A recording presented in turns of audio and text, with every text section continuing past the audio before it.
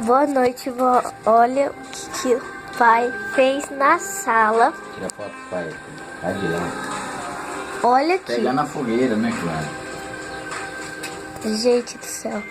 O pai endoidou pra fazer uma fogueira na sala, sendo que tem a coberta pra esquentar.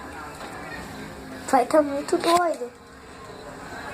O chão, pior.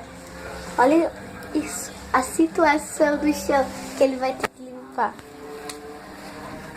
Ali, Isso era tudo completamente dos lados, novo pra mim. do outro. A vida era dura nessas ruas. Tá ótimo. Fogueira boa, hein? Quente, gostoso, hein? Fala que você não gostou. Não Tá gostei. até sorrindo. Tá fazendo um filme aí chorando, dá risada, né? Olha isso. Puxa essa cortina, João.